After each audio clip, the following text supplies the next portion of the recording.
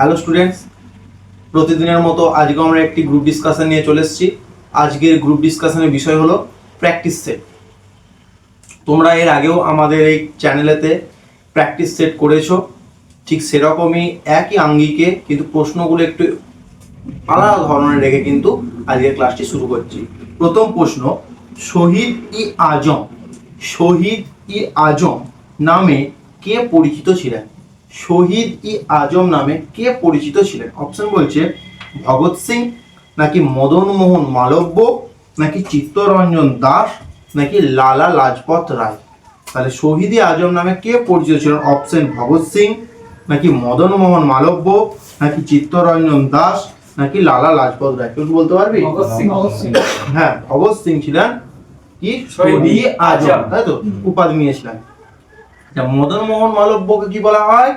মহামান্য, তাই তো, মহামান্য মদন মোহন মালব্য, যিনি কি না সম্ভবত 1816 সালে বেনারস হিন্দু ইউনিভার্সিটি কিন্তু প্রতিষ্ঠা করেছিলেন, তাই তো।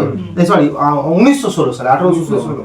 তাহলে 1916 সালে বেনারসের মদন মোহন মালব্য বেনারস হিন্দু ইউনিভার্সিটি বা হিন্দু মহাবিদ্যালয় কিন্তু বিশ্ববিদ্যালয় কিন্তু স্থাপন করেছিলেন। আচ্ছা, চিত্তরঞ্জন দাসকে আমরা কি নামে জানি? দেশবন্ধু। কেন দেশবন্ধু বলা হয়? আগের ক্লাসে বলা হয়েছে। আচ্ছা, লালা লাজপতকে আমরা কি নামে জানি? পাঞ্জাব কেশরী, তাই তো।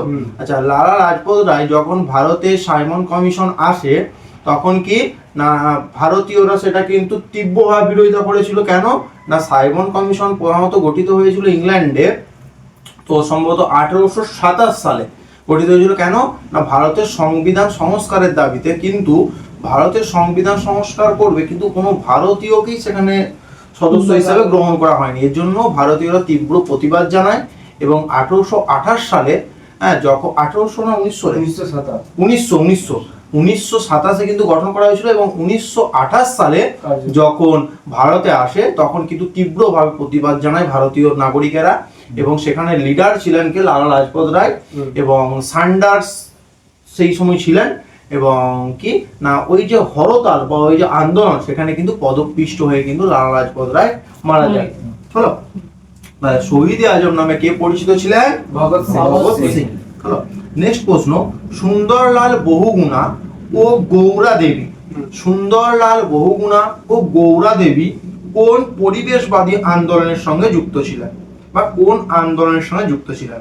সুন্দরলাল বহুগুণা ও গৌরা দেবী। অপশন বলছে নর্মদা বাঁচাও, নাকি শ্রমিক আন্দোলন, নাকি কৃষক আন্দোলন, নাকি চিপকো আন্দোলন। তুই কি বলতে পারবি? চিপকো। আচ্ছা, চিপকো আন্দোলন কোথায় হয়েছিল?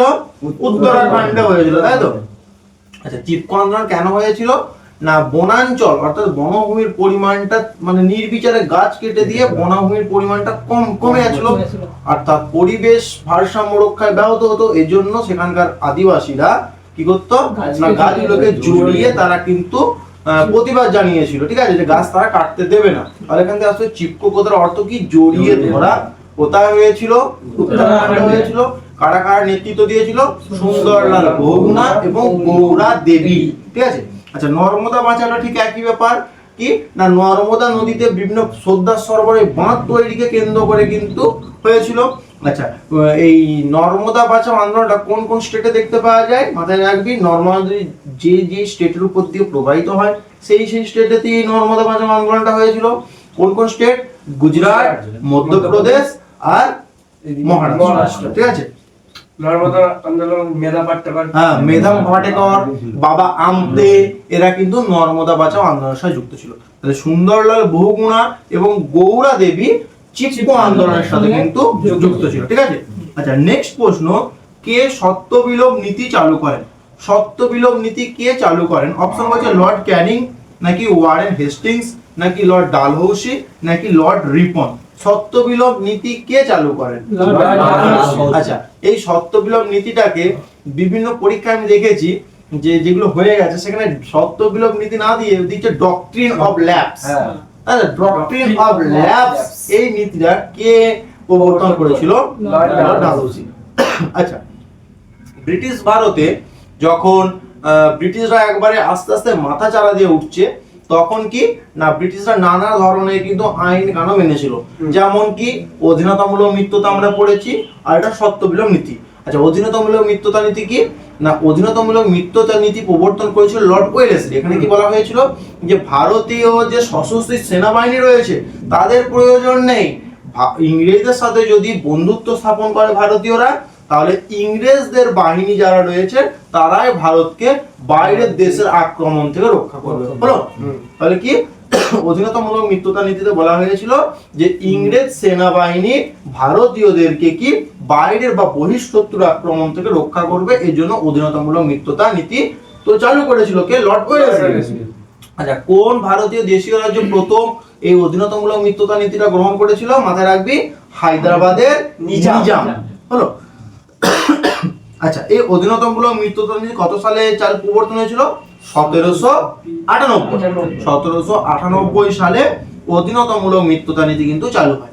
এবার আসে কি না তোর সত্যবিলোপ নীতিটা কি না 1847 সালে। কত? 1847। তাহলে ধরে নে স্বাধীন হচ্ছে 1947, ঠিক 100 বছর আগে। তাহলে 1847 সালে লর্ড ডালহৌসি, এটা ছিল কে? ওয়েলেসলি।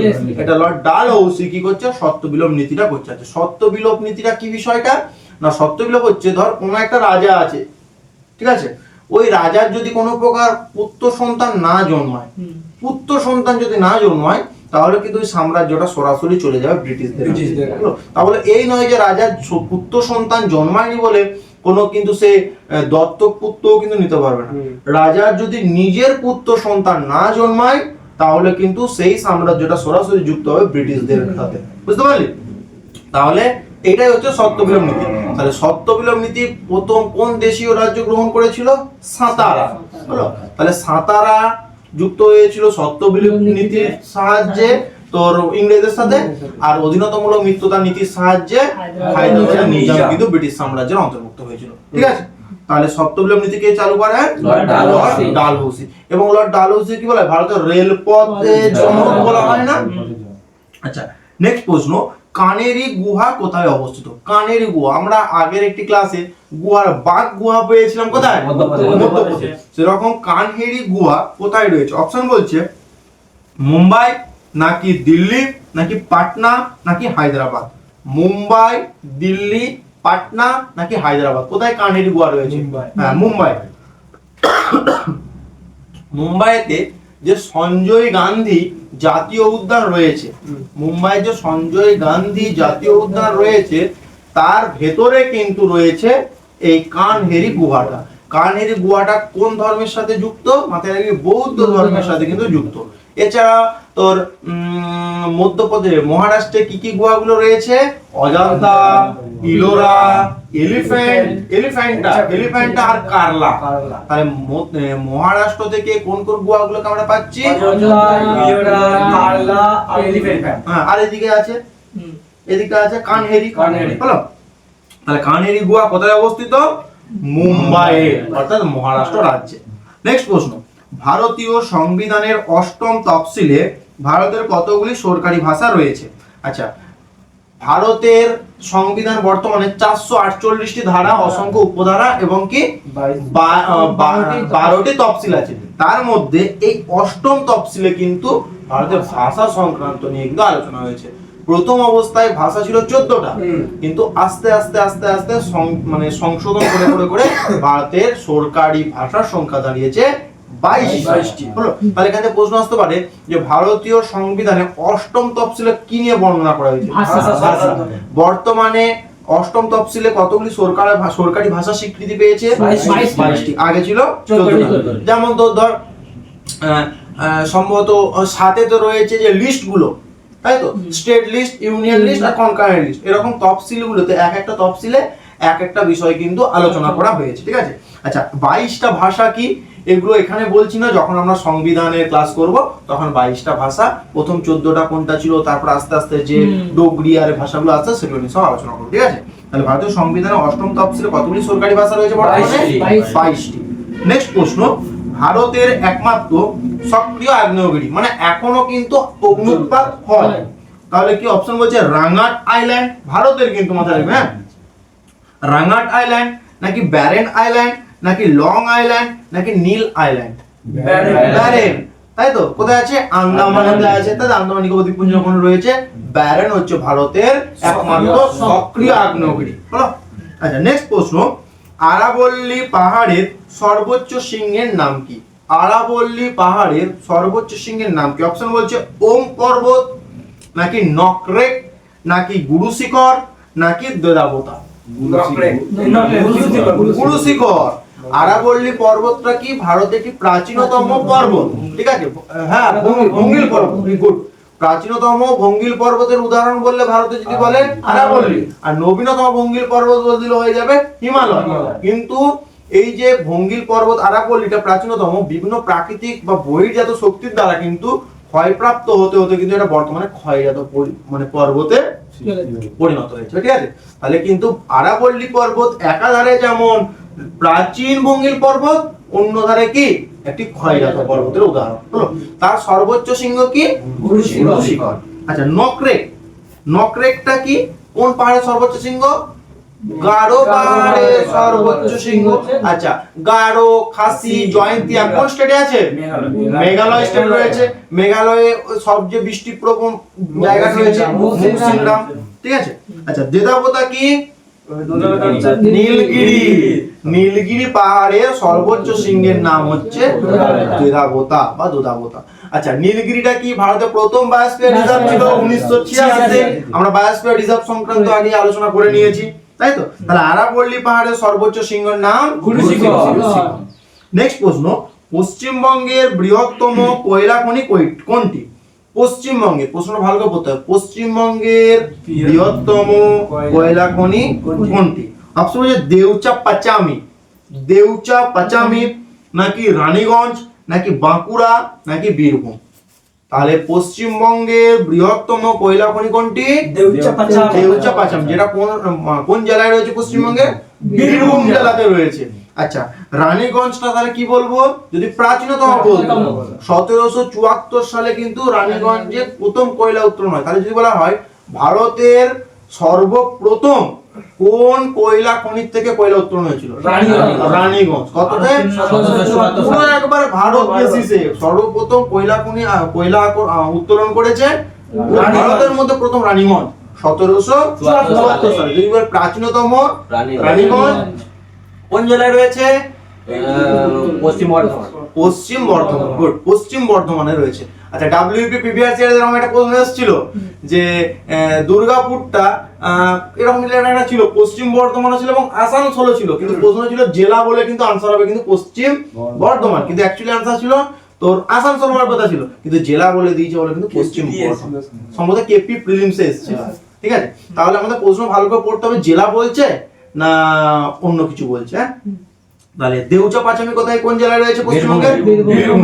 আর রানীগঞ্জ পশ্চিম বর্ধমান, পশ্চিম বর্ধমান, যেটা ভারতের প্রাচীনতম তো বটেই, পশ্চিমবঙ্গ অবশ্যই, ঠিক আছে? তাহলে পশ্চিমবঙ্গের বৃহত্তম কয়লা খনি দেউচা পাচামি। আচ্ছা, নেক্সট প্রশ্ন, নিম্নলিখিত রাজ্যগুলির মধ্যে কোনটিতে ত্রিকক্ষ বিশিষ্ট আইনসভা রয়েছে? তাহলে কি আমরা জেনেছি কেন্দ্রীয় আইনসভা দুটো, উচ্চকক্ষ নিম্নকক্ষ, উচ্চকক্ষ রাজ্যসভা, নিম্নকক্ষ লোকসভা, ঠিক সেরকমই রাজ্যেরও আইন ব্যবস্থা দুটো, একটা হচ্ছে উচ্চকক্ষ হচ্ছে বিধান পরিষদ, আর একটা নিম্নকক্ষ হচ্ছে বিধানসভা। বিধান পরিষদ কি সব স্টেটে নেই, বিধান সভা কিন্তু সমস্ত স্টেটেই রয়েছে। তাহলে বলছে যে বিধান পরিষদ বর্তমানে কোন কোন স্টেটে রয়েছে? 6টা রাজ্যে রয়েছে। কি কি? কুম্ব্যাট। তাহলে বিধান পরিষদ হচ্ছে কুম্ব্যাট। তাহলে K for Karnataka, U for Uttar Pradesh, আচ্ছা এম ফর হচ্ছে তোর Maharashtra, B for Bihar, A for তোর না অন্ধ্রপ্রদেশ, টি ফর হচ্ছে তেলেঙ্গানা। তাহলে কুম্ব্যাট হচ্ছে ভারতের 6টি রাজ্যে যে বিধানসভা রয়েছে তার tricks Kumbat. K for Karnataka, U for Uttar Pradesh, M for Maharashtra, B for Bihar, A for Andhra Pradesh, T for Telangana. হলো, অপশন বলছে যে নিম্নলিখিত কার দ্বিকক্ষ বিশিষ্ট আইনসভা আছে। তার মানে কি দ্বিকক্ষ মানে কি বিধানসভাও আছে বিধান পরিষদও আছে, বিধানসভা তো সবারই আছে, তাহলে বিধানসভাকে দিয়ে আমি ক্লু কাজে লাগাতে পারছি না, তাহলে বিধান পরিষদকে কাজে লাগাবো। অপশন পাঞ্জাব, কুম্বাটের মধ্যে কি পাঞ্জাব আসছিল? তাহলে এখানে দ্বিকক্ষ নেই। আচ্ছা কর্ণাটক কে? তাহলে এটা আনসার হয়ে যাবে। হরিয়ানা না না। আচ্ছা তামিলনাড়ু না না তেলেঙ্গানা তামিলনাড়ু, হ্যাঁ এই তেলেঙ্গানা তাহলে কুম্বাট যেখানে হচ্ছে কর্ণাটক আবার কুম্বাটটা বল। কুমার কর্ণাটক, উপর উত্তরপ্রদেশ, বাফার বিহার, এমটা কোথায় গেল? Maharashtra, B for Bihar, B for Bihar. Bihar Bihar. Bangla এখানে ইংরেজিতে বলবে Kumbat. K for K U M B A T, K for Karnataka, U for Uttar Pradesh, M for হচ্ছে Maharashtra, B for Bihar, A for Andhra Pradesh, T for Telangana. বল। কুম্বাট। কে ফর হচ্ছে কর্ণাটক, ইউ ফর হচ্ছে উত্তরপ্রদেশ, আচ্ছা এম ফর হচ্ছে Maharashtra, Kumbat, B for Bihar, আর E for A for হচ্ছে অন্ধ্রপ্রদেশ, আর T for Telangana. ঠিক আছে, তাহলে এই 6টি রাজ্যে কি বিধানসভাও রয়েছে, বিধান পরিষদও রয়েছে, হলো। আর বাকি সমস্ত রাজ্যে শুধু বিধানসভা রয়েছে। আচ্ছা পশ্চিমবঙ্গেও কিন্তু বিধান পরিষদ ছিল। 1969 সালে কিন্তু কি পশ্চিমবঙ্গ থেকে এই বিধান পরিষদটা লোপ পেয়েছে বা অবলুপ্ত হয়েছে। ঠিক আছে, 1969 হ্যাঁ 1969 হ্যাঁ। আচ্ছা নেক্সট প্রশ্ন, বিহু কোন রাজ্যের গুরুত্বপূর্ণ উৎসব? প্রশ্ন ভালোভাবে পড়বি, বিহু বলছে না বিশু বলছে? বিশু বললে কি কেরালা। কেরালা, হ্যাঁ। আচ্ছা তাহলে বিহু বলেছে, অপশন বলছে মণিপুর নাকি আসাম নাকি মিজোরাম নাকি নাগাল্যান্ড। আসামের বিহু, তাই তো? আচ্ছা এছাড়াও আসামের আর কিছু মেলার নাম বিরাট ইম্পর্টেন্ট একটা আছে, অম্বুবাচী মেলা। অম্বুবাচী মেলা কিন্তু আসামের বিখ্যাত একটা মেলা। ঠিক আছে, তাহলে বিহু কোন রাজ্যের গুরুত্বপূর্ণ উৎসব? আসাম। আচ্ছা নেক্সট প্রশ্ন যেটি তোমাদের হোমওয়ার্ক, সেটি কিন্তু তোমরা অবশ্যই কমেন্টে জানাবে। প্রশ্নটা হচ্ছে আলু কিসের পরিবর্তিত রূপ? এই যে আলু খায় না, ওটা কিসের পরিবর্তিত রূপ? অপশন বলছে কাণ্ড নাকি মূল নাকি পাতা নাকি ফল। আলু কিসের পরিবর্তিত রূপ? কাণ্ড, মূল, পাতা নাকি ফল? এই প্রশ্নটা তোমরা আনসারটা কমেন্টে জানাবে। আচ্ছা আমাদের ক্লাস যদি ভালো লাগে তোমরা অবশ্যই বন্ধু বান্ধবদের মধ্যে শেয়ার করবে, লাইক আর কমেন্ট করতে একদম ভুলবে না। আজকের ক্লাস এখানেই থাকছে, দেখা হচ্ছে নতুন কোনো ভিডিওতে।